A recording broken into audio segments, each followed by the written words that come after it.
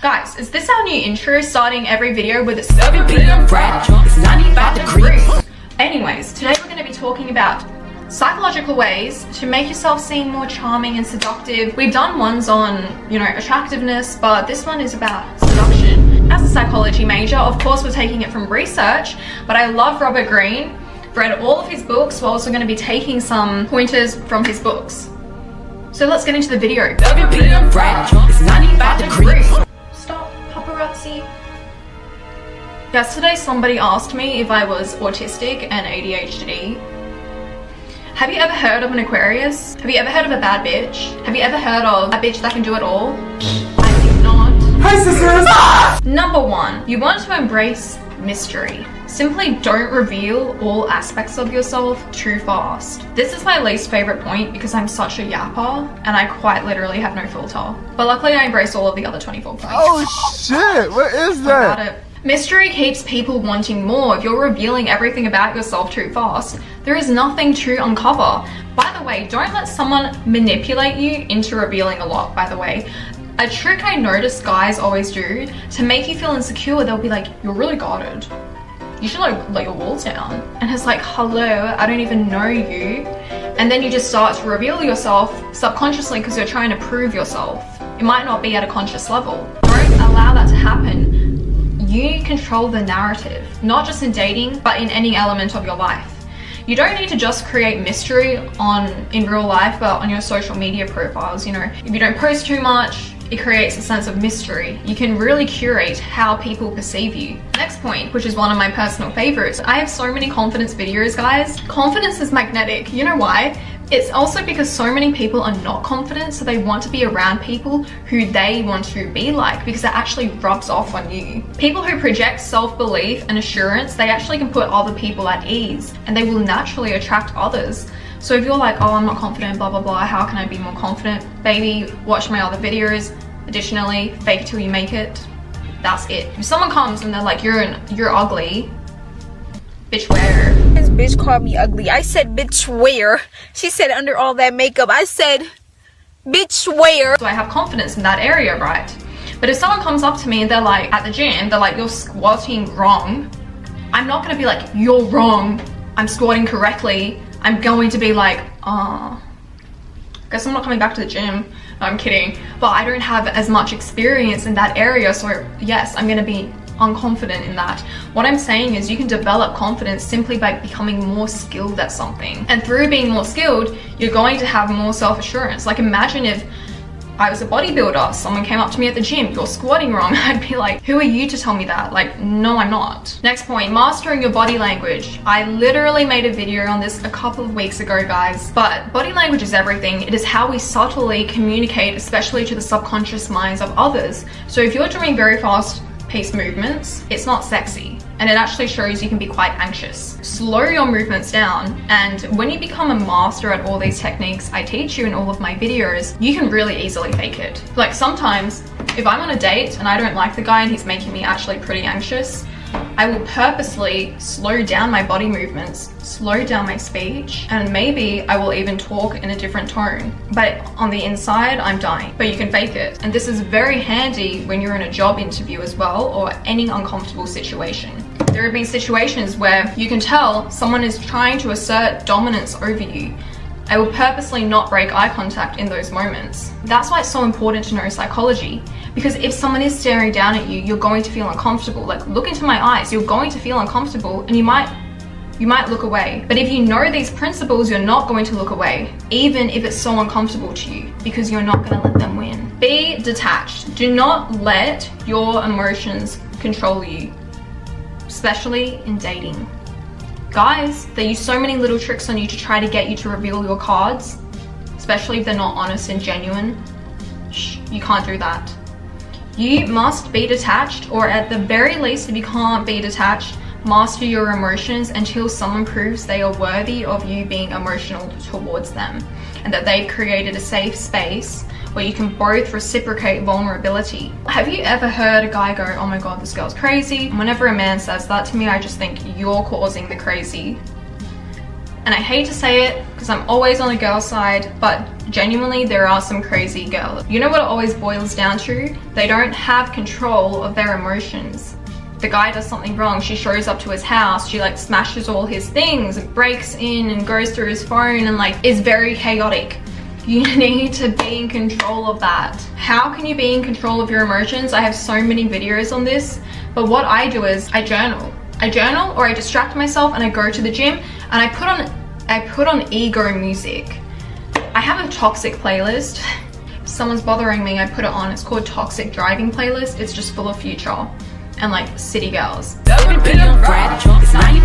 sense of scarcity, law of absence. You need to make people miss you. If you are so readily available and you are everywhere all the time, people can't miss you, they don't value your presence. Your presence is cheap. Why do you think an MS Birkin is so valuable? Because not everyone can get one. If you're showing up to every event, you're taking every invite, there's no value there. Okay, cultivate charisma. And I would like to say be warm. If you're not a charismatic individual, at the very least, be warm, because being warm and friendly and inviting will magnetize people to you. Be unapologetically yourself. Even if you think that is strange, yeah, some people are going to find you strange, but guess what? Other people will be completely magnetized to you and find you absolutely mesmerizing because there is only one you. If you're a copy paste of every other person on planet Earth, you're boring. Hello, NPC. Goodbye, NPC. Be a good listener. I can't emphasize how important this is. Do you think it's sexy to continuously interrupt people? Possible ADHD people rise up because sometimes we just gotta get a word in. But yeah, it's not sexy. Being silent and listening and making someone feel seen, however, is. Because if you're really listening and you're being present and you're taking in what someone is saying, they're going to feel more safe with you simply because you are making them feel understood. I have this friend and he is so patient and so present, and when you are telling him something, he's so deeply invested into everything. And let me tell you, everyone loves him. Everyone is so magnetized towards him all the time. He has so many friends and it's because of this. Project power. Make it seem like you are in control of your life and someone else cannot control you. People will always test your boundaries in little ways, and this is where boundaries come in. People will test your boundaries, especially men in dating, and that's where you assert that you have power over yourself and you're not going to let them in. Once you say something, if you back down on it and you allow them to, you know, weave in there, it's gone, your power's gone, it's already diminished. You can't get it back then. You need to stand on business. People are naturally attracted to those who radiate competence and strength. It can all be an act. It can all be fake. You might not be like this behind doors. But hey, if you know this trick, you can project it when needed. Be unpredictable. In a lot of our manipulation and obsession videos, we talk about being unpredictable.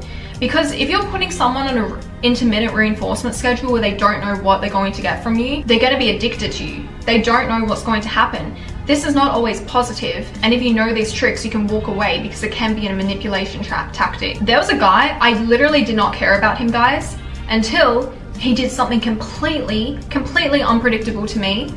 Suddenly, he was on my mind a lot. I didn't like him though, but he was on my mind and I never spoke to him again, even though he was on my mind. For someone who doesn't know what I know, they're just gonna think, oh, I suddenly like him. I'm obsessed with him suddenly. I must really like him. You don't. You're just on an intermittent reinforcement schedule without even knowing it. Don't let that happen. Okay, highlight your strengths. The law of self-preservation. I think this is a natural one. Try not to show your weakness. But another rule, show weakness and vulnerability when necessary and when the timing is right. Timing is everything. When you can show that you're vulnerable, it makes people connect to you more as well.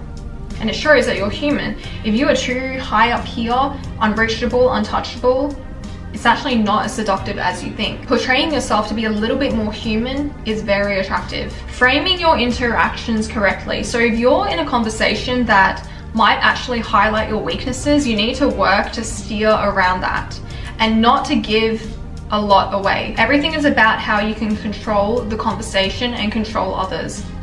Don't let them control you. Create tension and anticipation. Again, this kind of goes back to unpredictability, but if you're always pushing and pulling, you're giving a lot, you're giving a little, boop, boop, boop, it is seductive. I personally don't like doing this. If you're an avoidant personality, you actually naturally do this. though. It's not entirely positive. But it creates a lot of tension because one minute you're close, the next minute you're distant. What are we gonna get next? Remember, some of these tactics are actually quite toxic, and someone who's healthy is not gonna like these tactics. Maintain a signature style or scent. It can be anything, something that makes you memorable. Guys, I've worn this necklace since I was 8 years old. In all of my YouTube videos, people always say to me, they might not even see my face, they see this, oh, Simone. I have a perfume that I've been wearing for years too. People are like, yep, I associate that with you. And if you're wearing the perfume and here's a little trick too. If you're having a fight with someone and you're wearing that perfume, it now has a bad association. Don't wear that perfume with them again. But if you want to put them in a bad mood, you can wear it. Having a genuine smile. Psychology always talks about this. The human eye can actually tell when someone is not being genuine with their smile. When you smile, naturally, you're going to wrinkle here. And if you're doing a fake smile, it's not the same. We can tell. There are so many subtle nuances in our behavior which can reveal to the subconscious whether someone is being genuine or not. Being genuine is always attractive. Having sustained eye contact, we talked about this a little bit earlier, but sustaining eye contact, it shows that you're not weak. People who cannot maintain eye contact, nor do they have a strong handshake, a handshake reveals so much about you, weak, unattractive, loser. Well-dressed individuals are actually perceived as being competent and confident, which obviously affects your attractiveness. And I have so many videos on this. Having good posture, duh. I talk about it all the time. If you're walking around like this, it doesn't matter what clothes you have on. You can have the most beautiful dress like me on. Do I look confident? Do I look confident? Do I look confident? Do I look confident now?